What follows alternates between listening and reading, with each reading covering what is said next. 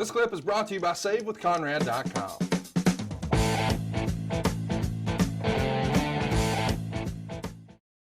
We took to Twitter and said, if you've got a question for Bruce about this show, drop it below. And if you'd like to ask a question about next week's show, which I'm excited to tell you is about Rick the Model Martel.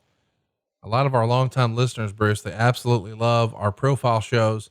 And next week's going to be a big one, man. Rick the Model Martel. Come on. What do you think we might talk about next week with Rick? Ask me to tell you the thong story.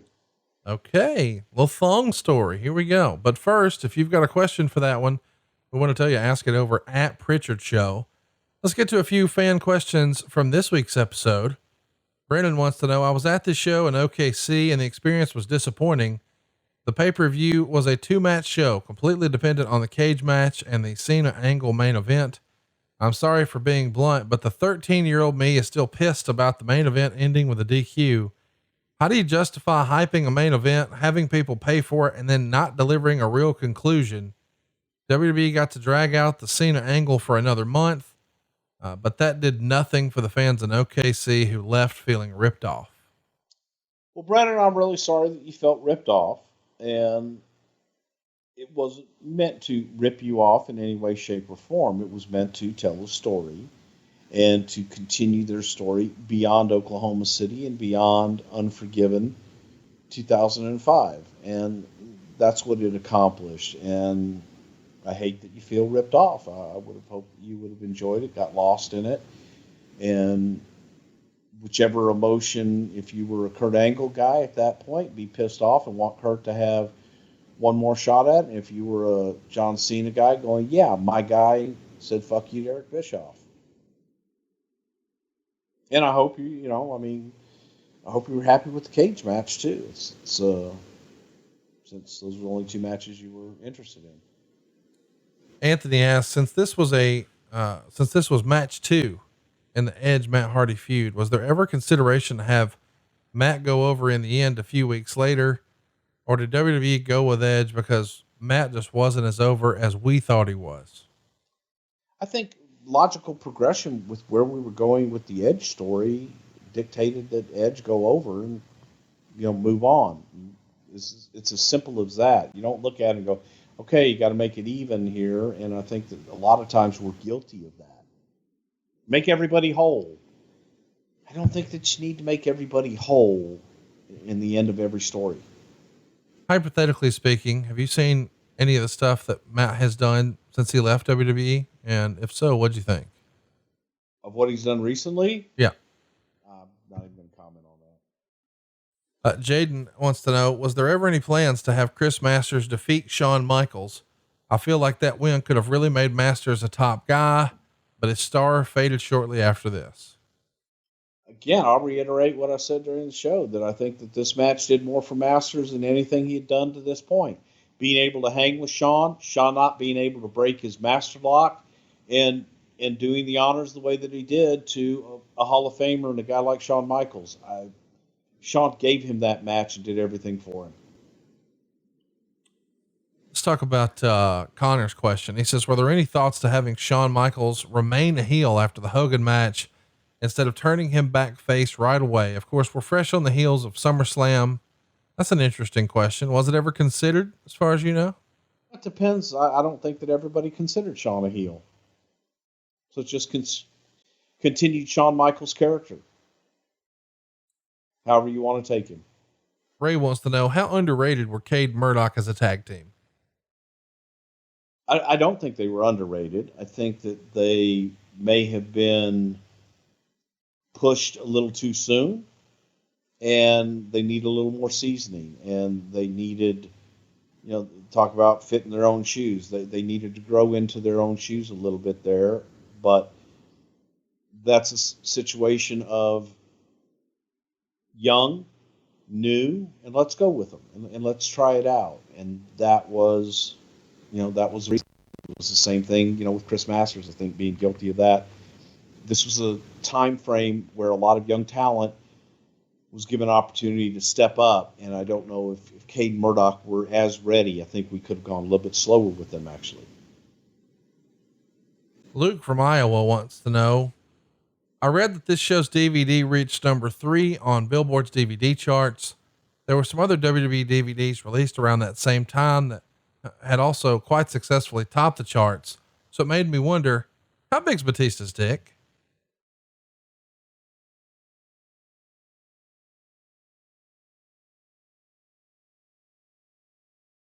That was a pretty good one from Luke. I didn't see that one coming.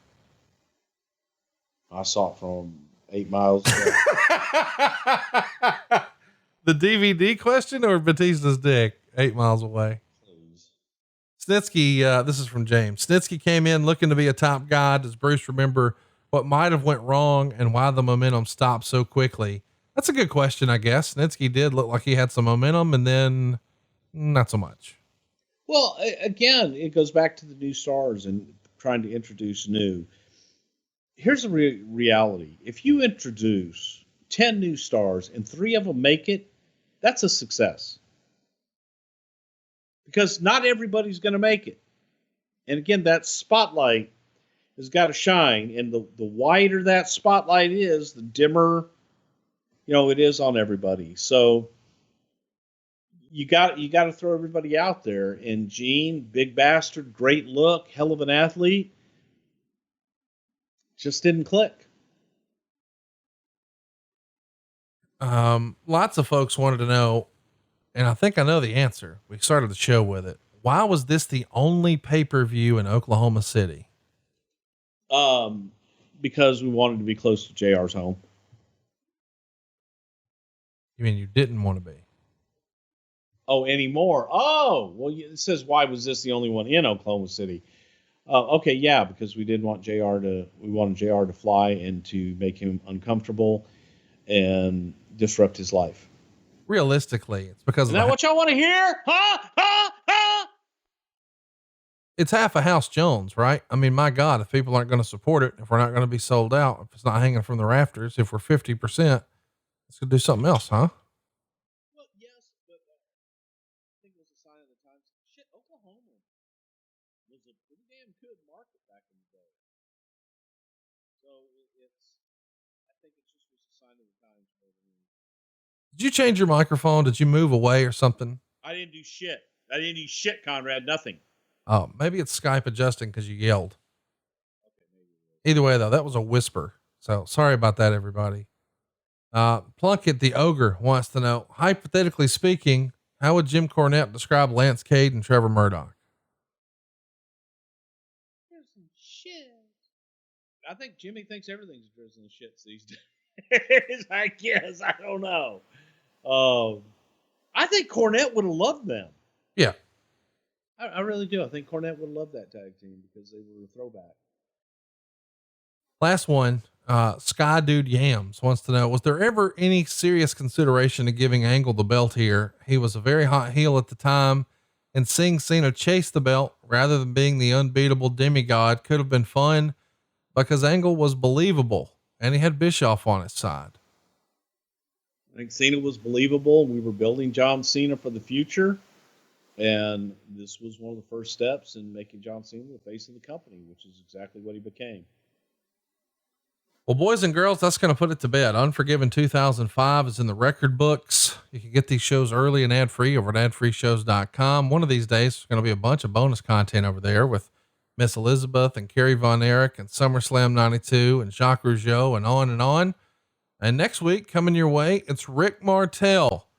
I grew up on Rick the Model Martel, so I'm really looking forward to it. I don't know that I'm ready for the thong story, but I'll try to prepare as best I can. Bruce, I appreciate you making time for us this week and actually being in a good fucking mood. I kind of don't even know what to say. I'm always in a good mood. That's debatable. Well, it's just that you piss me off sometimes. Hey, if you know how to find this blood orange mango horse shit from Sobe Water, please tweet. Not horse shit. It's great shit. You've tried it and you loved it. Okay. I don't even remember it. No, I do. Seriously. How about this? I was such a good host that when you would come over, I had you ready. It was already here. True that.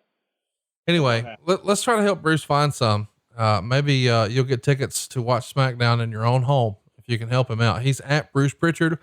If you want to ask a question about Rick Martel, we are at Prichard Show. I am at Hey, it's Conrad, and we are out of time We'll see you next week right here for Something to Wrestle with Bruce Prichard. Rock on, Shellnut. I really thought you were going to do another push for the Sobe water. Yeah, I'm looking it up right now. It looks ugly. Does Vince have a drink that he's oddly obsessed with like you do, or not so much? Yeah, but it's purple shit. It's like grape shit. What kind of grape shit? Like Grape drink. I don't know. Okay, you got to get hot about it. Wait, is Vince on that lean? What? Never mind. See you next week, everybody. Hey, it's Conrad Thompson. Thanks for checking out the podcast here on YouTube. Be sure to hit the subscribe button and the notifications bell so you get a notice anytime we upload some new content. And go save yourself some money right now. If you're in a 30-year loan or you have credit card debt, it's not a matter of if I can save you money. It's a matter of how much. Find out right now for free at SaveWithConrad.com.